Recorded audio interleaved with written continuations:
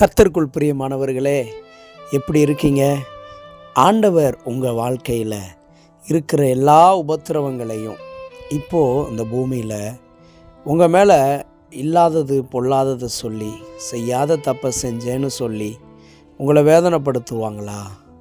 உங்களுடைய மனசு ரொம்ப உடைஞ்சு போய் இந்த உலகத்தில் யாரை நம்புறதுனே தெரியாமல் இருக்குதா?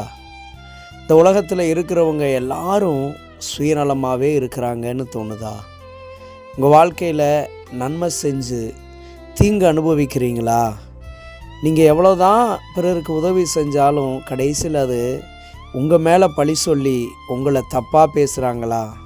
சொல்லாததை சொல்லி நம்பிக்கை துரோகம் பண்ணுறாங்க. இதெல்லாம் குறித்து நீங்கள் ஒருபோதும் கவலைப்படாதீங்க.